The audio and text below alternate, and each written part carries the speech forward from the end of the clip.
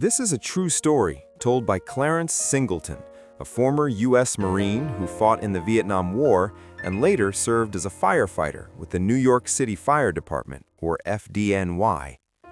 Clarence Singleton is a man who lived fully through two very different wars. One was fought in Vietnam amid jungles, mud, and relentless gunfire. The other unfolded in the heart of New York City on September 11, 2001. In both moments, Clarence reached the same place, a moment when he accepted death as something unavoidable. The first time Clarence accepted death was in Vietnam. It was a morning at the rear base.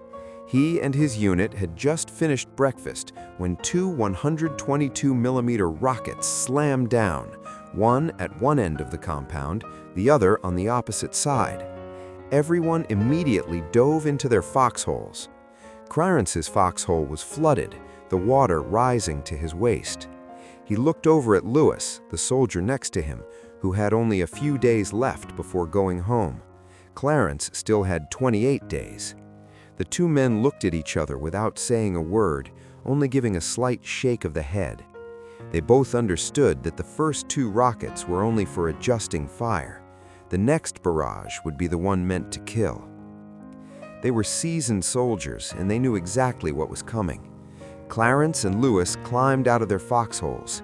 At that moment, Clarence heard a sound he would never forget, the scream of an incoming rocket, like a subway train tearing through the air.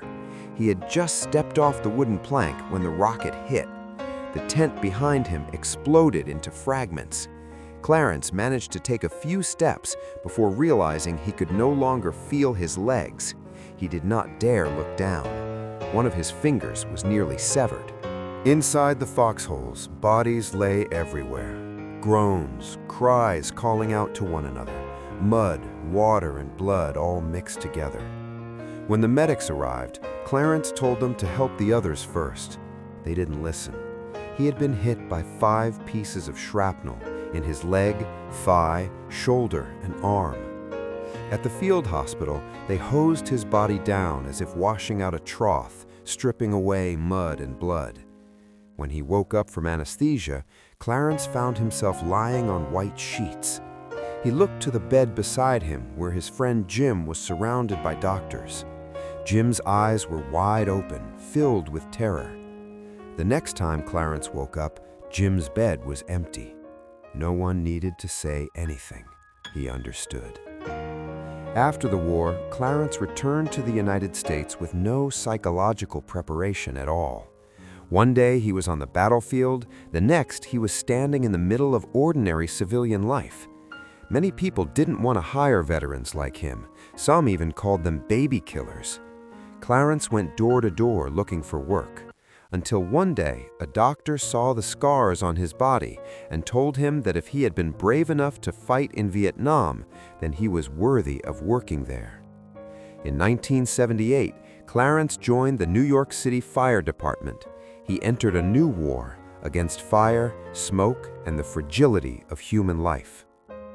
The second time Clarence accepted death was on September 11, 2001. That morning, he saw smoke rising over Manhattan and heard that a plane had crashed into the Twin Towers. No one called him, but he knew he had to be there. Clarence put on his FDNY jacket, pulled on his boots, and returned to the scene as a volunteer. When one of the towers began to collapse, he was outside, dragging a hose to fight the fire. He heard a massive explosion, then instinct told him to run. He managed to run only a few dozen meters before he fell. His right shoulder was dislocated and he couldn't get back up. Clarence crawled on his hands and knees, fully aware that he was still in the danger zone. A building more than 100 stories tall was collapsing behind him. He stopped. He had no strength left. And in that moment, Clarence accepted death. No panic, no fear, just a single thought that he would die the same way his comrades had died before him. Then the thunderous noise stopped. Dust covered everything. Clarence couldn't breathe. Using the skills he had learned on the job, he felt his way through the smoke, one step at a time. He saw a man standing in the light, untouched by dust. The man told him that he had made it out. Later, people told Clarence there had been no wall, no light like the one he described. Clarence believed that moment did not belong to this world. When asked what he was most proud of, the U.S. Marine Corps or the New York City Fire Department, Clarence said he couldn't choose. He was both. And when asked which was more horrific, Vietnam or the tragedy of 9/11, he answered that disasters on one's own homeland always leave deeper wounds. In war, he had grown accustomed to death, but when death strikes on your own soil, the pain is never the same. The life of Clarence Singleton is not a story of victory, but one of survival and responsibility. He does not see what he lived through as an epic of heroism, but as moments when a human being is forced to stand on the fragile line between life and death, and then choose to keep moving forward. Accepting death twice did not take his life. Instead, it left him with something deeper, a profound appreciation for every day he is still alive. This story reminds us that those who return from war or catastrophe never truly come back as they once were. They carry memories that can never be fully told in words, wounds that may no longer bleed but never truly heal. What they need is not praise or celebration, but understanding.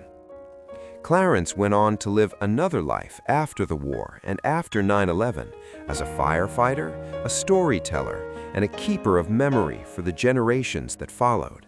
Because if these stories are not told, they slowly disappear, and with them vanish the lessons about the cost of peace, of sacrifice, and of quiet courage. Perhaps the greatest message Clarence left behind does not lie in medals or titles, but in a simple truth. To keep living is a responsibility to live more humanely, more deeply, and to never forget those who did not make it home. And sometimes listening to a story like this is itself an act of respect, not only for Clarence, but for all those who have stood in a place where the line between life and death was only a single breath away.